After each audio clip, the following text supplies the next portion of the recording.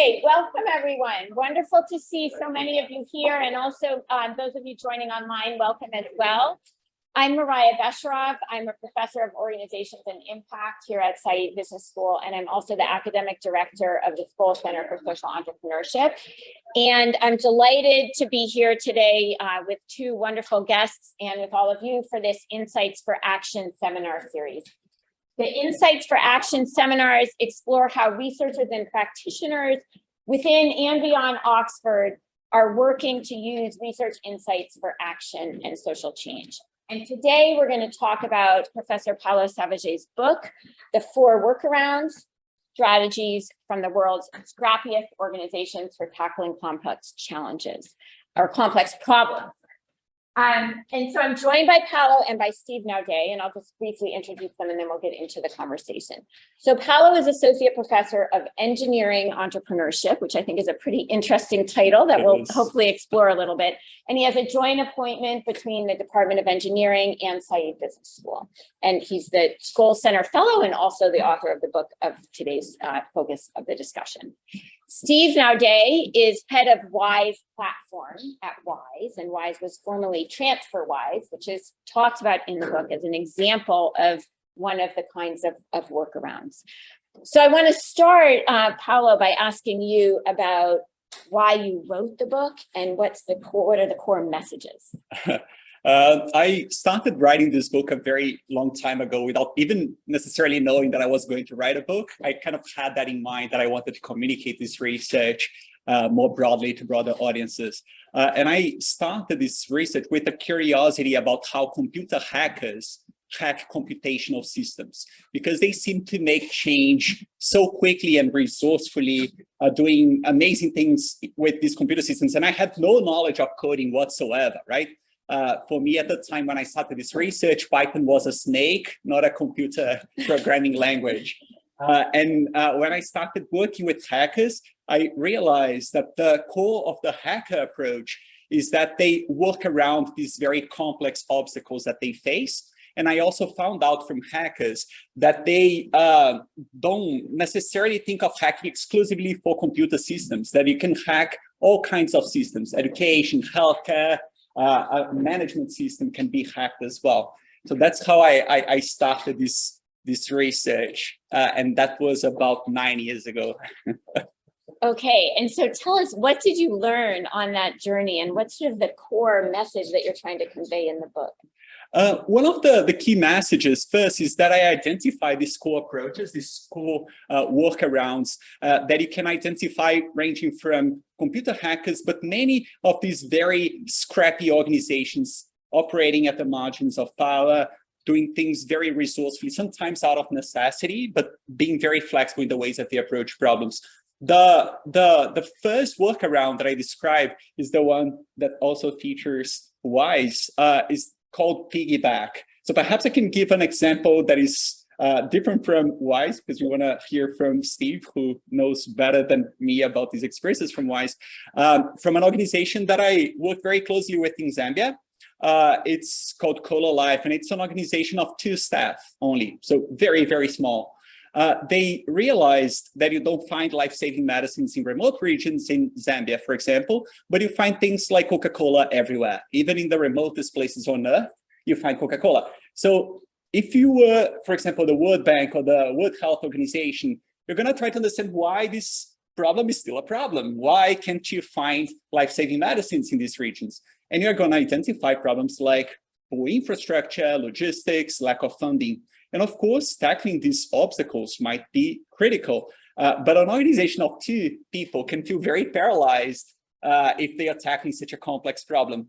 So what did they do? They started piggybacking on Coca-Cola's distribution chain in the beginning, literally fitting medicines between bottles in a crate to reach the last mile. And this was an intervention that later developed and became very successful, increasing the uptake of the medicine in a very short period of time from less than 1% to more than 50%.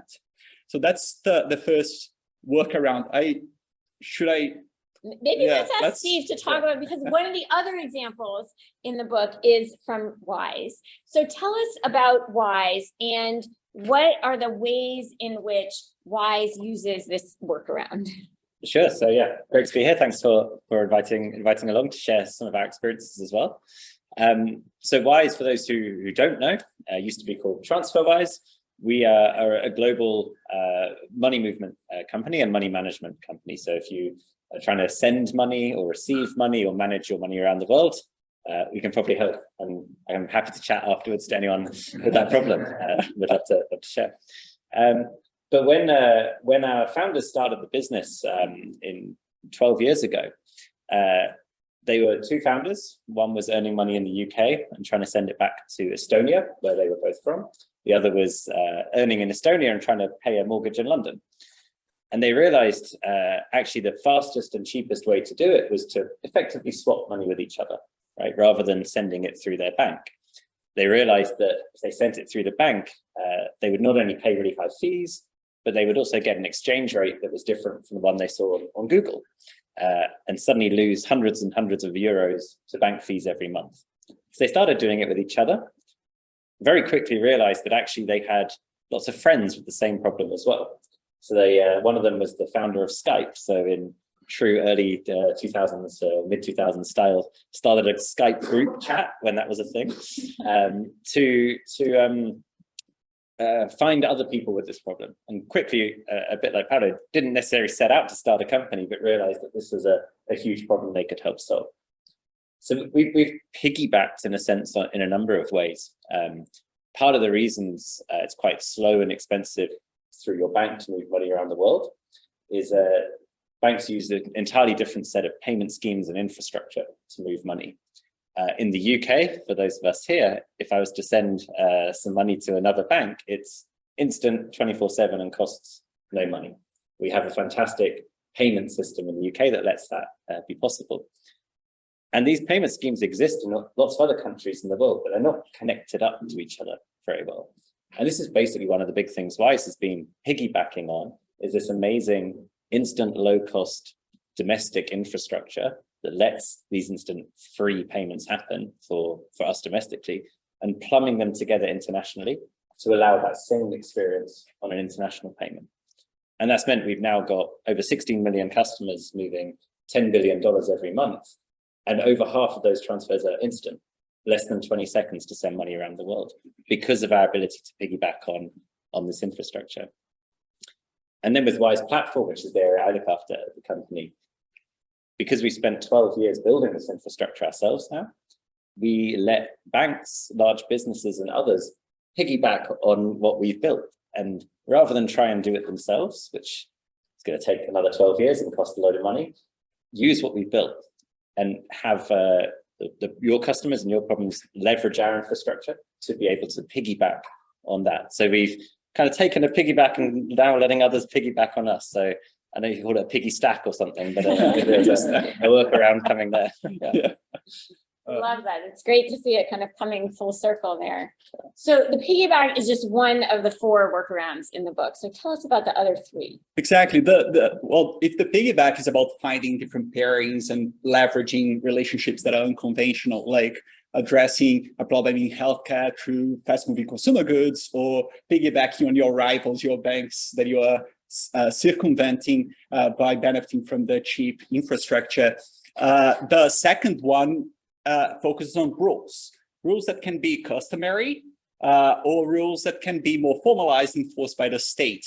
And it's about reinterpreting these rules or selectively choosing sets of rules that are not necessarily the most obvious in your circumstance. I can give an example from an organization that I interviewed in the Netherlands that is a controversial case it's called Women on Waves, and it's a pro-choice group. So they believe that women should be allowed to get an abortion service on demand if they want to. And as you probably know, most countries in the world will not allow women to get abortion services if they want. So what did they do? They got a boat from the Netherlands and they sail to places where abortion is illegal. So let's say they go to Poland. And then women who want to get an abortion go on board and they sail to international waters, which is not that far from the coast, right? So very easy to implement. And then in international waters, the legislation that applies is the one of the flag of the boat. It's from the Netherlands. So in that case, they are selectively choosing the legislation of the Netherlands for the benefit of women who reside in Poland. There are many cases that I cover, ranging from companies to couples getting married in foreign lands. But that's the essence. You try to leverage the ambiguity of the rules, thinking of what they say, but also what they don't say, and see whether you can choose sets of rules that might be unconventional, but can be applicable to your circumstance. So this one seems a little bit more complicated, because I could imagine some people would think that's a wonderful creative idea and other people would be very concerned. You talk about this a little bit in the book. How do you think about the sort of value and moral and ethical implications of this particular workaround? I tried to discuss in this chapter, and I also have another chapter later that I describe what it means to be a deviant. I try to make the case as well of the value of deviance as opposed to disobedience. So for example, in that case of women on waves, they're not disobeying the rules directly, they're not confronting them, they are working around them, being deviant because they are defying the status quo. In cases like this, I know that they can be morally very charging and people will have different views. It will depend on what you consider. And I cover cases that are probably some cases that you all will agree with, because most of us will consider that these rules are very unfair, some that some people might disagree with, and some that I personally disagree with. And I show that in the book as well. If you think of people evading taxes, for example, they are using these workarounds. It's not something that I agree with. So these are tools that can be used for various purposes. Exactly. It's a method that can be used for different purposes, some that some people might agree with or not. So tell us about the other two. The other two, the third one, so again, the first one, relationships, boiling down to core attributes. The second one, rules. The third one is about self-reinforcing behaviors. The Skull Center here works a lot with the idea of systems change, and one of the emergent features of systems is what we call positive feedback loops. So these self-reinforcing behaviors that make things seem very normalized and sometimes make us feel that they are inevitable.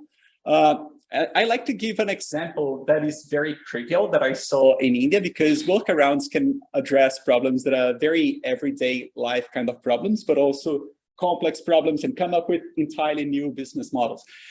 This one, I was walking in Delhi and I realized that there were some walls that were very dirty because public urination is very normalized.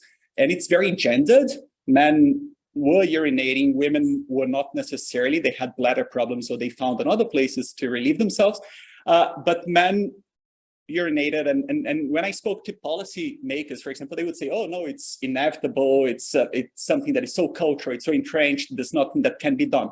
But if you have a wall that is getting drenched in urine, you might not like that inevitability, right? You might try to find a workaround. And what these wall owners did that I found genius, and I don't even know who started with this idea, was that they put tiles of Hindu gods on the walls because it's heresy to urinate in front of a god, even if you're not Hindu, in a country where the majority of the population is. On one of the walls, I saw someone painted a graffiti, a donkey urinating here. A lot of men used to be there, and once that graffiti was put up, like a donkey is urinating here. It's completely stopped. Everywhere. Donkeys being here, son of a dog is being here, so on and so forth. And we got the cheeky ones too. That's great. We got to find a workaround to prevent animals, donkeys, to urinate on these walls. And the essence of this workaround is that you disturb a self-reinforcing behavior. Once people stop urinating that wall, they are perhaps diverting the streams, so to speak, to other walls. But that creates it reverts a cycle, right? The cleaner it gets, the cleaner it tends to get. And even though it's a very micro scale case, you can think of many other things like self-distancing during COVID-19 was a way of preventing exponential spread of the virus, and many other workarounds that we had to pursue to buy time while we developed vaccines, for example, in the case of COVID, or perhaps to turn a vicious cycle into a virtuous cycle. Should I go into the tell us fourth about one? the last one, then we'll hear from Steve. The fourth one I call next best, and it's about resources. It's about repurposing resources or recombining them in different ways that are unconventional to address problems. I'm going to choose the case that you, because we had a chat earlier today and he said that it was one of his favorites. So then you can also piggyback on that discussion and comment on that as well. It's an organization called Rainforest Alliance that they realized that the founder went to Borneo and he came across the issue of deforestation in rainforests. He was not from that region, but he saw that firsthand. And he also knew that phones were being discarded a lot, right? Like to give a very strange statistics, more people in the world have access to mobile phones today than to toilets. So phones are everywhere and they're being increasingly discarded. This person who founded this organization thought of repurposing this resource that is widely available to listen to the sound of chainsaws in the forest. So what did he do? He found a way of connecting phones to the canopies of trees, and they are scattered in a way that maximizes coverage. And the phones are constantly listening to the sound of forests and discerns with an AI that is not a super sophisticated AI, the sound of chainsaws compared to like the sound of rain or the sounds of the forest. And then when it's charged by solar energy, and it's a rainforest, so there's no shortage of solar power. So when it listens to a chainsaw, it sends a signal to the patrols that can go there and prevent logging in the act. So that's a brilliant way of repurposing a resource that is widely available to work around all these constraints that organizations, countries have to monitor rainforest deforestation. Okay, great, thank you. I love these examples, and there are many more really excellent examples in the book. I want to ask you about these other workarounds and how WISE might be using some of them. For sure. I think like there's a lot of parallels as I was reading the book between some of the ways of thinking, not always, but some of the ways we might think about some things. And a good example is these like nudging behavior, the positive feedback loop examples. I think you call them the roundabouts in the book, right? How to change behavior. One of the things we found with customers is a lot of customers don't understand today how much it actually costs them when they're sending or moving money around the world. They'll go to their bank and their bank will say it's £10 or £5 or free in many cases. But obviously if you have a different exchange rate to the true rate or hidden fees in that exchange rate, it's actually quite hard to calculate what you're actually paying. So in many cases, we probably all have friends who will go, yeah, it was free. And you're like, no, it's not free. And here's why it actually cost you £30 or something. And one of the common cases for this is we may all have had this when you travel overseas and the card machine asks, do you want to pay in euros if you're in France or pay in pounds? And it gives you that choice. If you say, I'm going to pay in pounds in your home currency, it ends up being very expensive because that processor can add a large fee and margin onto it. If you pay in the local currency, it ends up being very affordable. But in that second, when you're standing in a card machine somewhere and so clicking a button, you're not thinking about this. You're not doing the maths on exchange rates in that time. So we try to nudge behavior on this. So every time we see through the data that we get back from the card networks, a customer has chosen to pay in home currency, i.e. the more expensive option, we send them a notification and say, just so you know, this cost you this much more than if you paid in local currency. Like, we can't do anything about it now, unfortunately, but next time, like, this is what you should do. And that behavior change has led then to that greater awareness of the problem, right? Like, oh, I didn't realize that this was a different price. I thought it was just an option. Then when we start trying to change the law on this and lobbying for why this is an unfair practice and shouldn't be allowed, we have a huge pool of educated and understood customers on this problem. So we can tap into them to say, hey, write to your politician or sign this letter of support to the European Commission to support that change. Without that understanding the problem, you send that to people saying, hey, could you support this thing? And they don't know what they're supporting. So it's a good example of this, again, trying to change behavior to then lead to that more structural change, hopefully, knowing that that's going to take longer time, right? Changing regulations is not something that happens overnight. So we could start here. That's going to take some years, but actually, how do we drive that behavior on the way, both to solve the problem for customers, but then to make changing this more easy in future? So it's like one kind of relevant example we've used as well there. Okay, and you touched in this example, you started to touch on this question of which I wanted to ask both of you about, which is about systems change, right? And so you're talking about, well, ultimately you might want to sort of leverage the more aware customer base to start to change regulation. And at the Skoll Center, as you mentioned, we do a lot of work on systems change. We talk about mapping the system, identifying intervention points, identifying root causes to figure out what's really driving the problems and the reinforcing mechanisms in the current system and how might you disrupt them. And some of your workarounds that you described might actually disrupt and sort of change feedback mechanisms, but one could also think about them as actually sort of not tinkering with the system, right, and just finding a workaround for it. Mm-hmm. So how do you think about workarounds in relation to systems change, and what role could they play in systems change? Can I start with some cases, and then I'm going to answer your question, but just to illustrate some of these different ways in which workarounds can drive systems change. One of the cases I use in the next best chapter is of Ruth Bader Ginsburg. And how she chose a legal case of a man who had been discriminated for his sex when she was a lawyer and a professor at Rutgers, because she was actually advocating for the rights of women who were constantly discriminated for their sex. But when she argued in a court of men, it was very difficult to make the case that women were being discriminated because they were portrayed as if they were getting the best of two worlds, as if they were fragile and people were just taking care of them. So when she found this case of a man who was single, was caring for his elderly mother, and if he were a woman, he would have been entitled for a tax deduction, but the law didn't conceive that a man would be in a caring responsibility, right? And she saw that as an opportunity to work around. And after presenting that in court and winning that case, what happens in law is that you create a precedent.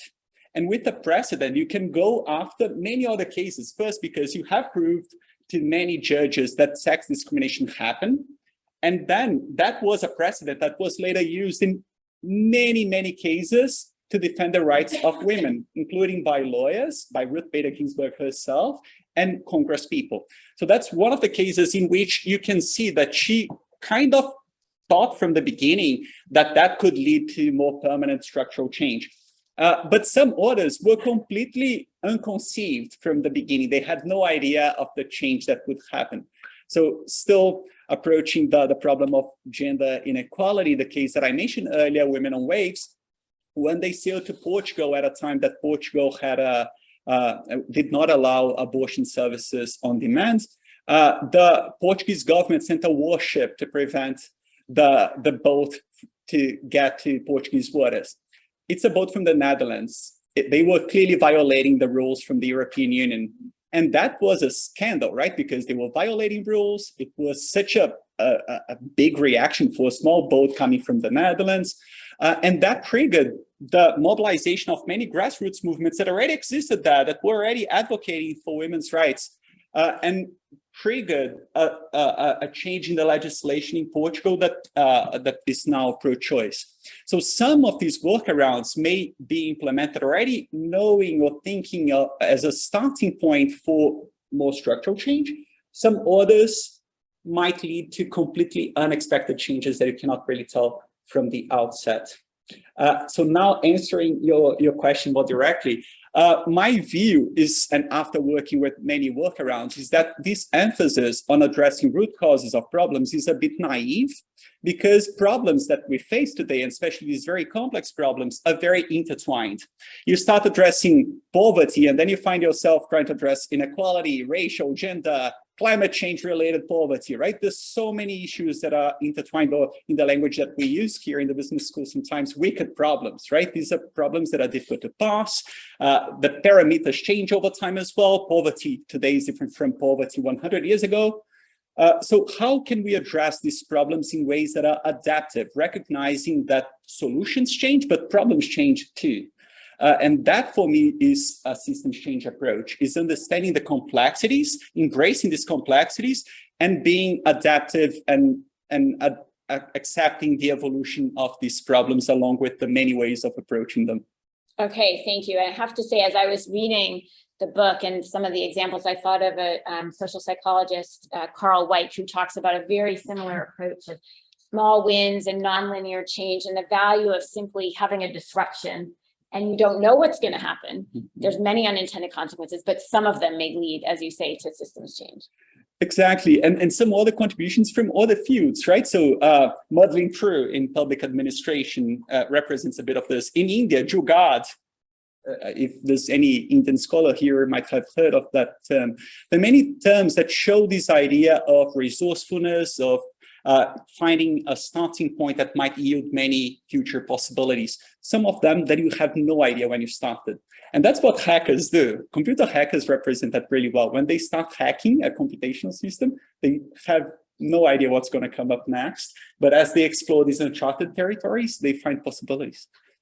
Okay, so Steve, I want to ask you about how you've tried to foster this kind of approach in WISE. You talked about, you know, not just doing the piggyback, but other kinds of workarounds. And it strikes me that you're trying to sort of build an organization that has the capacity to do these workarounds.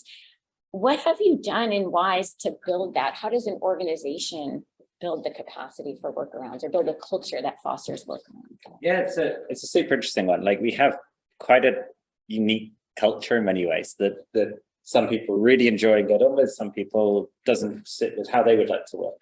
But when, if I go back to the beginning as well, our founder, Christo, one of the things he quickly realized was he hired a couple of people and then hired a few more and had quite a large team, and suddenly you can't micromanage everyone day to day, right? So he's trying to understand the best way we could grow this business, right, and how we could scale it out. And realized actually generally that people he tired kind of knew what they were talking about and doing, and like giving them the space to get on with it was, you know, a classic good way to approach it. The problem is, of course, as that grows, if everyone is just getting on with some stuff completely independently, this thing breaks down pretty quickly because everyone's trying to do their own thing. So from day one, we had a very clear mission as a company, right, which really has guided us ever since. It hasn't changed in 12 years, which is to make moving money instant, transparent, convenient, and eventually free, right? Those four founding principles of WISE are exactly the same today. So we set up a team on each one of those, right? One team, this is your problem. How do you make it instant? How do you make it transparent, and so on? And then within this domain, they have that space to decide the best way to solve the problem. So do we address the root cause? Do we go and try and change this? Do we work around something? Like, what is the best way we're going to get there in the fastest possible time? And they've got the power and autonomy to decide how to do that. And that comes with like a super high degree of trust from leadership and top down, right? To know that sometimes those teams might want to do things that you disagree with personally or think there's a better way. But how do you kind of help and educate and encourage them rather than going, yeah, this is the way to do it or that's the way to do it, right? So giving people the space, but also that kind of level of guidance, right? Not just do anything, like here's your domain, find that like shortest possible pathway to solve this kind of more discrete problem within that. And I think to your point on that, like solving problems, it's very hard to take a problem like poverty and solve it. But if you take a discrete enough problem, like you can get to the root cause of these things quite quickly and easily sometimes. And finding the way to move that is sometimes challenging. But understanding like that's the right structure to get to give those people closest to the problem as much ownership over the solution as you possibly can, is like very key to how we work today. And again, like I said, that doesn't necessarily work for everyone. Some people come from backgrounds where they're very used to, here's the task, go and do it. They're world class at smashing that. But when you're suddenly in a place where you join and day one is, so what do you think you should do? Like, no one's ever asked me. So like, there's definitely a shift that comes with that high degree of trust and high degree of autonomy. But yeah, we're now 5,000 people and it's scaled to this point and it's evolved, of course, but those founding principles and founding idea of how we work is still the same today. Okay, it's interesting. It strikes me that both what you're saying about systems change and the role of workarounds as an approach to systems change, if you will, and what you've just said, Steve, about building a culture in the organization that fosters workarounds, have this similar thread of you're letting go of the top-down planned, sort of more structured and hierarchical approach, if you will, and you're creating space for autonomy, for the unexpected, for the exploration, and see what comes of it, a messier, non-linear process, if you will. Yeah, I think like, we've got examples of this, like Wise Platform came out of this, right? There was never, when they started this business, this idea that we're going to build this infrastructure that banks are going to start using. That was never part of the kind of founding idea. But, you know, 6-7 years into the company, myself and some others realized we actually had something quite powerful here. And because of the culture and the way we work, had the space to like try something out, build a very small V1 of an external API for one partner, and that works. And then we can do a little bit more and a little bit more. But again, that was never part of the plan, to your point on these things leading to completely unintended consequences. But it was also never part of our like company strategy that this was going to be the future. It just is what evolves out of giving people that space to try things. Yeah. And some of our best ideas and some of our worst ideas have come out of that. And it's doubling down on the things that work quickly and realizing when we're going off track and trying to stop the ones that are maybe not going to have the impact they thought they were going to. So Paulo, you profiled, in addition to Wise, a bunch of other organizations that have adopted this approach, and drawing from all of those, what are some of the things that you would pull out and advise others, either as individuals or for their organizations who are trying to adopt a workaround approach? How can we learn to do that? When I started this research, as I said, I started with computer hackers, and then I identified that these very scrappy organizations around the world were pursuing or were implementing workarounds much more than large companies. But I then identified that some of the global powerhouses also had workarounds in place. And these normally happened when stakes were high, when they didn't have much time to spend in decision making. Then they normally resorted to workarounds. And that was a trigger for me to think about how organizations can become more workaround friendly, and especially as they grow, as they scale, because there will be more management systems which might constrain this flexibility and dynamism. But at the same time, as you probably realized, you can work around many of these constraints as well. So some of the most rigid organizations are sometimes interesting places to find workarounds, because you find a lot of employees working around direct orders from their bosses, for example, as the case of one of the many, well, a group of cases in the book comes from innovation management. It's a concept called bootlegging, that you find many inventors who try to develop these innovations that are still in very early stage. No one really knows if they're going to work. In early stages, innovations are very crude, right? It's difficult to convince your bosses. They might not be aligned with the goal of the organization. So what they do is that they go underground. They don't tell the bosses that they are developing these inventions. And once the invention gets more feasible, more attractive, then they go public and tell the bosses. And HP, for example, gave a medal of defiance to one of these individuals who worked around systematically and came up with an amazing technology that gave many millions to HP. And many other technologies, blue LED, also came up with workarounds, and aspirin, the pill that we all have already probably taken, also came from bootleggers who worked around direct orders from their bosses. So yeah, flexibility, dynamism, pragmatism helps in creating workarounds. But even in rigid organizations, you find very deviant employees getting things done in the ways that they think might suit them best, and not necessarily very aligned with the top management of the organizations. Okay, thank you. I want to turn to all of you and open it up for questions and discussion. And I think we probably also might have some questions from those of you joining on Zoom. So I'll look to Jessica for those. Yeah. Yeah, I wonder if you could reflect a bit on the workaround approach versus like building something ground up. And you've chosen successful cases, obviously. And hindsight is 2020. Have you thought about any general principles for thinking about the agent making a choice between a ground up solution versus a workaround, and what might be optimal? General principles. Sure, thank you. Many cases that I feature in the book were ground up because they were from very scrappy organizations trying out new things. And because it's very low stakes normally to implement a workaround. Let's say the first case I gave, Cola Life, an organization of 2 people, they tried to piggyback on Coca-Cola. It wasn't very high stakes. It didn't involve a lot of money. They could pilot relatively quickly and then see if they could scale, and as they did.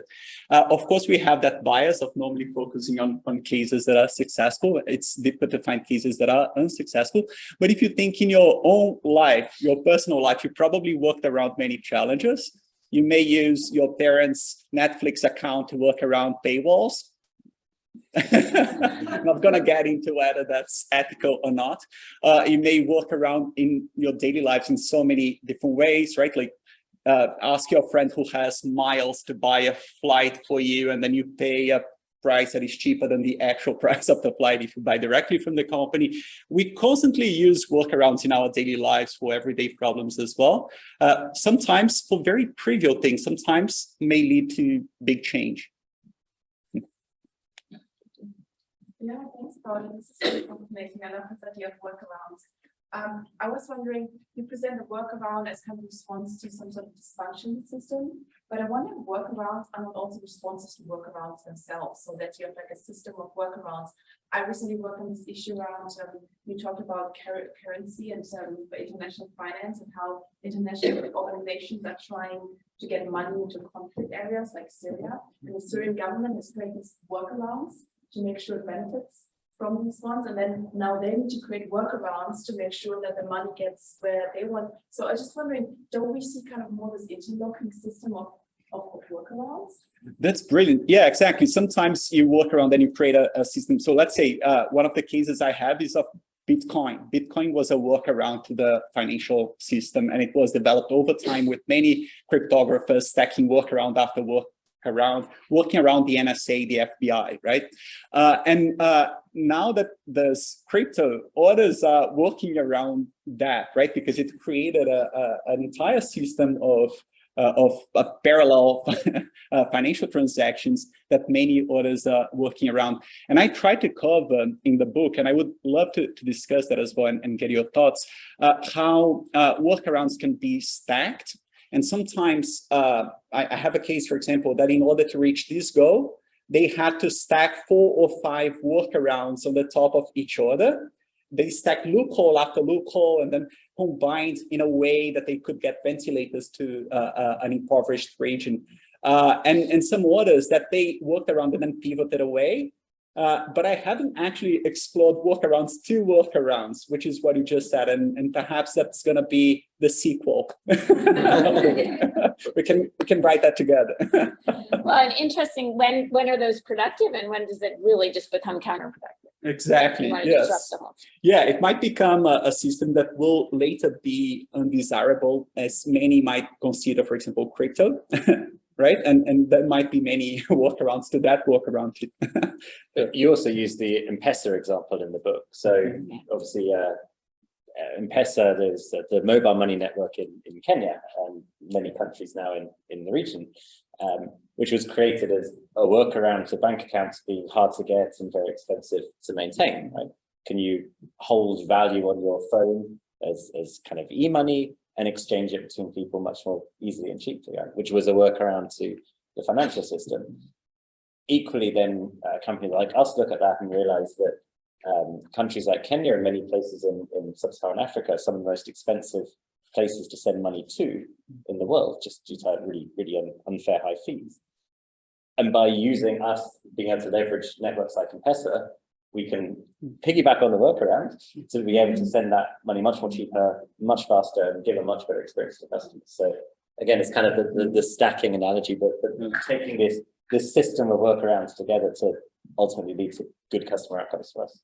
And sometimes the ones that were compromised also piggyback. So in the case of M-Pesa, for example, when they start, M-Pesa is a service that was first implemented in Tanzania and Kenya because by far the majority of the population didn't have access to financial services as provided by the banks. But as we discussed earlier, they had phones and they could use phones for financial transactions, and these systems were already implemented. So someone, let's say Marya, lives in rural Tanzania, she could go to a local vendor, exchange cash for airtime for her phone, and then use that to make financial transactions, bypassing the lack of financial services and financial infrastructure that is very costly to implement. What happened is that they worked around those local banks because there were banks that provided banking services for about 10% of the population. They were not happy at the beginning with M-Pesa, but then when M-Pesa grew and grew so fast, they started offering other financial services like loans through M-Pesa. Right, so they piggybacked on who was piggybacking around by working around them. That's you see this dynamism, right, and sometimes in very unexpected ways. So thank you so much, Paulo. This is great. I've spent a weird amount of time studying the image. Photoshop, and in my intense pondering of the image, I think part of why I'm also really kind of obsessed with it is because I actually find it really ethically complex, because the story of the rabbit, of the hare and the tortoise is that it was just that the tortoise beat the arrogant hare, and the proposition of the photo is that they win together. So the tortoise doesn't have its moment of glory. The hare wins, even though it's arrogant. Now, extrapolating this complex ethical proposition to what you said, which is that workarounds are kind of ethics neutral, right? They're tools depending on who uses them.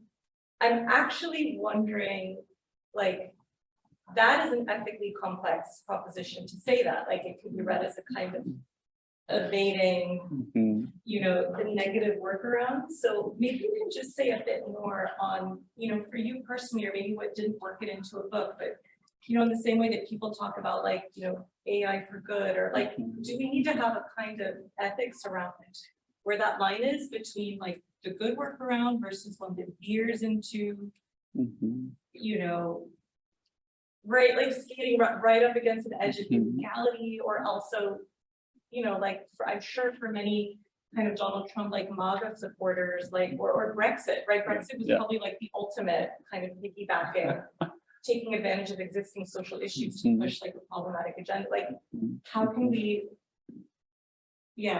just talk a bit more about the ethics piece, I guess. Great, and thank you for mentioning the cover, because I'm fascinated by it. And one of the analogies that the reason why we chose this, and like not only the fable itself, is because I show in this chapter of piggybacking, the first workaround, different ways in which you can establish these symbiotic relationships to work around. One that might be win-win, one that might be win neutral. So the Coca-Cola case, piggybacking, Coca-Cola is neutral. Coca-Cola didn't even know that they were piggybacking on them. It didn't harm them at all. And might be negative for the one being piggybacked on. So for example, the Airbnb case that I have that they piggybacked on the then rival Craigslist was very harmful. They poached the client, the users, by piggybacking on Craigslist. sometimes when I present that case, people say, this is amazing, this is fascinating, why don't others do that? And some people say, this is so unethical, right? So the reactions it elicits in people can be different for different cases. What I try, I didn't want to kind of like step back and say everything is okay, right? I showed my position ethically. For example, the Women on Waves case, I clearly said that I agree with. I think it's a great workaround. Sending electronic waste to Ghana, to the worst electronic landfill in the world, where life expectancy is around 40 years, because the workaround, the loophole is that they are not sending waste, like contaminant waste, they're selling second-hand products, right? I fully disagree with. So my stance is a bit like it's relative, it depends on people's morality, but I at the same time try to recognize mine, and it was a good exercise to do so. And I reflect a bit on deviance, like what it means to be a deviant, to challenge the status quo, whether you think it's desirable or not. You are not necessarily disobeying. The essence of a workaround is that you're not confronting an obstacle, you're not disobeying a rule, right? In the case of loopholes, you are working around them, being deviant, challenging the status quo, but in a graceful way, right? That won't land you in jail. Yeah, I'm not sure if I answered your question, but I understand that it's the many shades of gray in this ethical discussion, and I try to recognize my stance without necessarily imposing my worldviews on others. Thank you very much. My question is in line with both questions about the workaround and workaround. When we work in an organization, is there like kind of a limit of how many people or how many teams they do workaround, or we should all be like workaround? One of the sections that I reflected on workarounds in your organizations, I had many interesting discussions with my editors, because I split that as working around with orders and working around despite orders. Because sometimes you might work around despite your bosses or people who are dragging decisions, right? Or but overall, right? Like I'm not going to say that more collaboration is necessarily positive. There are many studies in psychology, groupthink, right? Many things saying that not necessarily the best decisions result from collaborative endeavors. But you increase the pool of resources, of worldviews, and the ways of benefiting from that, creating spaces where diverse worldviews can be brought together, different voices. How can you recognize this diversity and give them a good platform to amplify these voices that are sometimes marginalized?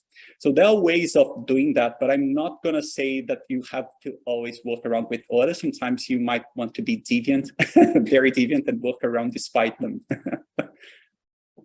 Jessica, are there some questions from online? Yeah, quite a few. First of all, following on Bridget's question, lots of people saying they love the cover. And it's amazing. And one question about it: how did you convince your publisher that you use such a cool image? And did you need to do the workaround? The second one,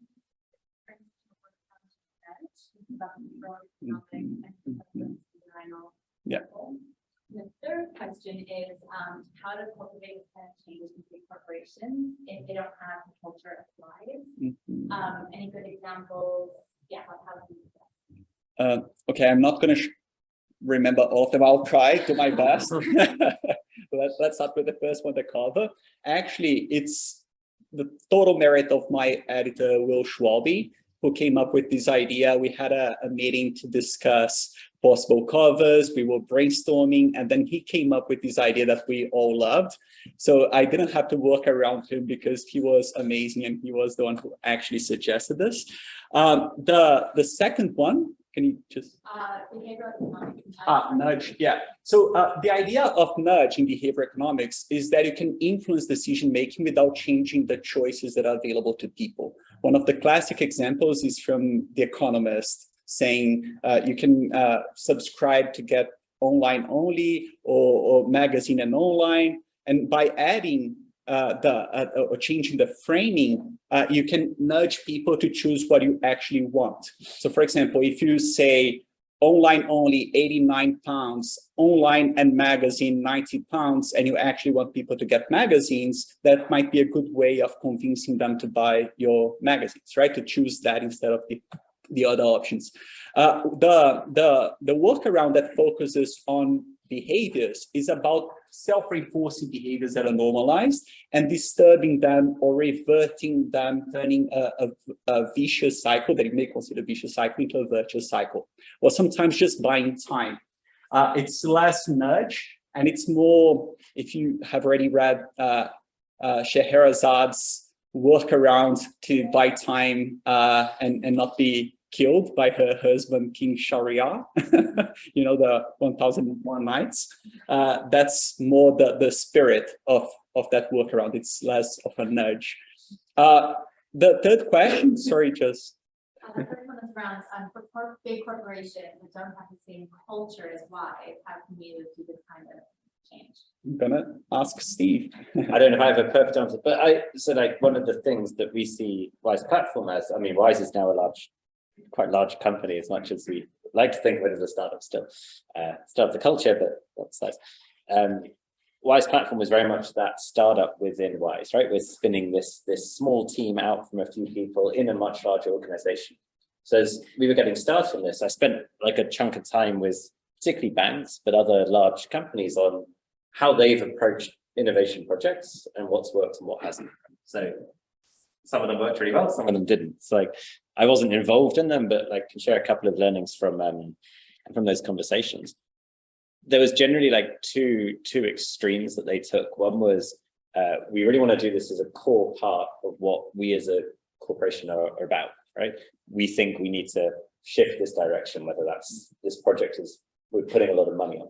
So it's really embedded in the project team and those that started it, really embedded as a core part of that organization.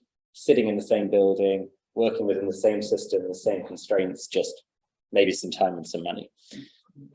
The benefits of that were what came out of it was very, very tightly coupled to the larger organization, both in awareness, communication, systems worked together, everything was nicely integrated. But everyone involved in those projects found it incredibly frustrating, right? Same constraints, same speed, same levels of approval needed. And actually, not many of them made it through. Yeah. The other extreme, which some did, was go, we're going to take a team of people and we're going to put them in a WeWork on the other side of the city and give them full autonomy, and they're going to run like a startup, and they're not going to wear shirts, they're going to wear shorts and flip-flops, and like create a whole separate thing, right? Which led to this like really amazing rapid change and some really cool stuff to get built. But then that reintegration piece was a massive challenge for them. Suddenly, this is like, okay, cool, this is a nice thing. Now we want to bring it back into the organization. And the people fitting in and gelling and systems and processes and whatever it was really hard to reintegrate. And in that case, I think they got to the right point of where this thing should get to, but hadn't planned that reintegration piece. It's like my takeaway, how I thought we should approach this in a similar way. We need to really pull this into a slightly separate thing within Wise to start with, right? And like build up something on the fringes, on the outskirts a little bit more. But always keeping in mind, like at some point, if my hypothesis, and this is our hypothesis is correct, this is going to be the biggest part of the company, we hope, right? We need to think about how we bring in this back in. So it's kind of setting it up, but not cutting that cord too soon, right? And finding that way to bring it back. And I don't have a perfect answer for that yet. I don't think we've broken it, but we'll see over time like exactly how well that works. But what we've been quite intentional about is building with the same tech systems, the same processes, the same people as much as possible, so we don't have this massive, basically acquisition-sized integration problem later. That's the way we've approached it, and some of the learnings I had from those guys. Sorry. No, go ahead. I would just add to what Steve said, based on how, when I started reflecting on workarounds and the implications for organizations, that organizations can intentionally become more adaptive and more pragmatic, focusing on good enough, And many other scholars have worked on this. Ermina Ibarra has a book that says act and think, right? And building on weak as well, that you mentioned earlier. Gian Pietro Pettiglieri, many have described the importance of valuing and having leaders who allow for others to flourish, that enable them in ways that are not very constraining and not dictating. So there are possibilities to create a more workaround friendly culture, and that normally requires embracing more complexity and adaptation instead of mission accomplished. Absolutely. I just would really highlight what Steve said, which is so consistent with a lot of work on how do firms innovate while maintaining sort of the current core business. So how do they explore for the future while exploit the present line of business? And it's so tricky to get the balance right, because if you separate too much, it's really hard to reintegrate. But if you keep the innovation or the workaround team in the core organization, is it really going to experiment and be deviant or have the space to do that? And so getting that balance right is just really tricky. And then if you're going to take it across the whole organization and build a culture that's all about workarounds, that's extreme. It's completely violates sort of the norm of how we think about leading and running organizations. Okay, so we're at 4:30. I'm going to move us to the reception and drinks, which are behind us, and we can continue the conversation there. Thank you, Paulo, for the talk today and for writing the book. Thank you, Steve, for sharing your experience and insight from WISE, and thank you all for joining us. There are copies of the book.